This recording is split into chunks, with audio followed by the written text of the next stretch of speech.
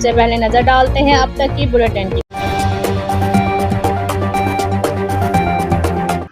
जी बिल्कुल, सऊदी पलटे मजूर शख्स का हुकूमत वक्त से सऊदी कफ़ील से तनख्वाहों की अदायगी की अपील। खानेवाल के नवाही गाँव 80-15 के रहायशी मजूर शफकत अली ने बताया कि मैं और मेरा बेटा 1991 में बासिलसिला रोज़गार सऊदी अरब गए थे और हमने सऊदी कफ़ील सारे आतिया उस्मान अल उमर के होटल पर काम करते रहे। शुरू में तो होटल का मालिक हमें काम करने की तरह अदा करता रहा। बाद इज़ा हमारा कफ़ील के साथ लेन देन का तनाज़ा हुआ तो उसने हमारी तनख्वाह रोक ली, जो कि मुख्तलिफ बहानों से टाल मटोल करता रहा, जिसका हमने सऊदीया की मुकामी अदालत में दावा दायर कर दिया। जो सऊदी की मुकामी अदालत के जज साहब ने फ़ैसला हमारे हक़ में दे दिया और कफ़ील को बरवक्त तनख्वाहों की अदायगी के अहकाम सादर कर दिए। इसके बावजूद कफ़ील ने तनख्वाहों की अदायगी से इनकार कर दी, जिस पर परेशानी के आलम में साहिल मुख्तलिफ बीमारियों में मुब्तला होता गया और शुगर की वजह से साहिल का पहले दायां पाँव कटा और फिर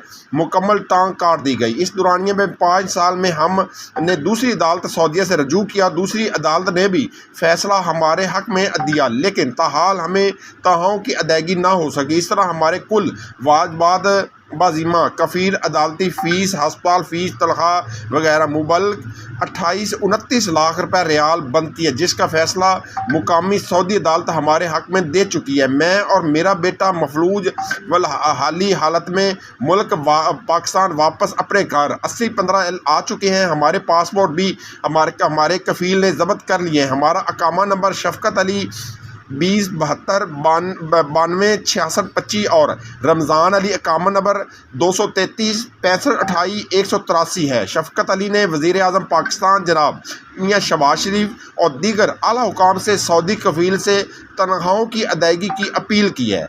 कैमरामैन टीम के साथ मोहम्मद शामून नज़ीर विहाड़ी। की नाम तुहाडा? जी रमज़ान अली नाम है मेरा। तो असी बाप बेटा गए सी सऊदी अरब। अच्छा। तो वो जी साढ़े सऊदी ने यानी कि कफ़ील ने साढ़े पैसे पूसे जो सी वो सारा कुछ यानी कि जब्त कर तकरीबन है 5-6 साल यानी कि तनख्वाह मेरी है। तो वाल साहब पहला गए सी, इन्हां दी ज़्यादा तनख्वाह है। तो इस वजह तो उन्होंने जो भी यानी कि पैसे भी वैसे भी ज़ाती खो ले सीगे सऊदी ने। तो हुण जिहड़ा यानी कि साढ़े जो भी मुतालबात ने वो भी नहीं पूरे कीते। हर तरह का काजी ने फैसला जो भी है साढ़े हक च कीता सी, यानी कि जो भी फैसला से सारा साढ़े हक च होया है। तो लेकिन उतों की हुकूमत कोई भी ऐसा रद्द अमल नहीं कर रही कि जो साढ़ा इंसाफ साढ़े दे।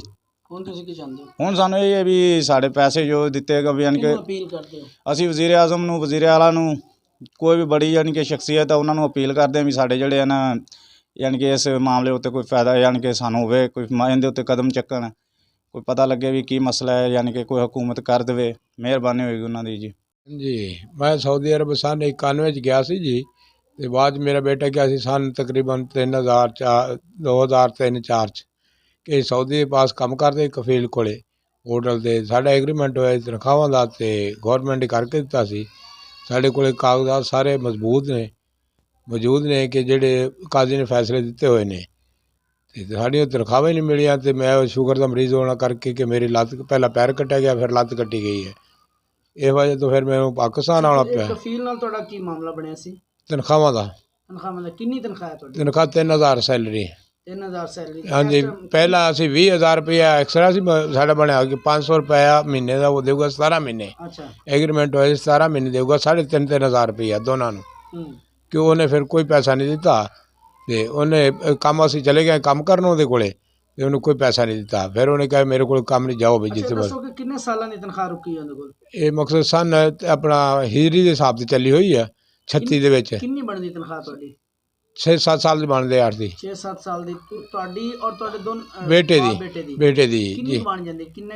28 तो 29 लाख रियाल दे सेंटर ही बनदी। 28-29 लाख रियाल तुहाडी तनख्वाहां बनदियां जो कफ़ील ने नहीं दित्तियां? हाँ जी, कफ़ील ने सैलरी नहीं दी, फिर लत्त कट्टी दे विच पैसे पाए है ना। अच्छा। जेड़े मकसद 2 मिलियन रियाल लत्त कट्टी दा पाया गया। अच्छा।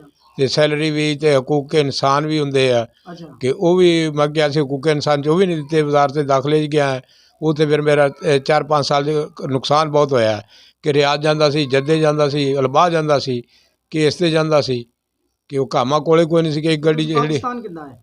हाँ जी, ਪਾਕਿਸਤਾਨ ਕਿੱਦਾਂ ਖਰੂਜ ਨੇ ਇੱਥੇ ਆਇਆ, ਫਿਰ ਮੈਂ ਕੇਸ ਕੀਤਾ ਸੀ ਉੱਥੇ, ਤੇ ਕੇਸ ਕਰਕੇ ਫਿਰ ਮੈਨੂੰ ਹੁਕਮ ਦਿੱਤਾ ਕਿ ਖਰੂਜ ਨੇ ਇੱਥੇ ਤੂੰ ਜਾ ਸਕਦਾ ਹੈ। ਉਹ ਪੇਪਰ ਮੇਰੇ ਕੋਲੇ ਪਿਆ ਹੈ, ਤੇ ਉਹ ਮੈਂ ਉੱਥੇ ਫਿਰ ਕੇਸ ਕੀਤਾ ਜਵਾਦਾਤ 'ਚ। ਉਹਨਾਂ ਫਿਰ ਮਕਤੂਬੇ ਮਾਲ 'ਚ ਭੇਜਿਆ ਸੀ, ਉਹਨਾਂ ਫਿਰ ਮੈਂ ਵਰਕਾ ਦਿੱਤਾ ਵੀ ਆ ਖਰੂਜ ਨੇ ਆਈ ਹੈ ਤੇ ਤੂੰ ਜਾ ਸਕਦਾ ਹੈ। ਤੇ ਉਹ ਕਫੀਲ ਨੇ ਫਿਰ ਇਸ ਵਜ੍ਹਾ ਕੋਈ ਸੈਲਰੀ ਨਹੀਂ ਦਿੱਤੀ, ਤੇ ਮੈਂ ਮਰੀਜ਼ ਹੋ ਕੇ ਚਾਹੁੰਦੇ ਹੋ ਉਹ ਲਿਆ ਮਿਹਰਬਾਨ ਕਰਕੇ ਆਲਾ ਹਕਾਮ ਅੱਗੇ ਅਪੀਲ ਹੈ ਕਿ ਸਾਨੂੰ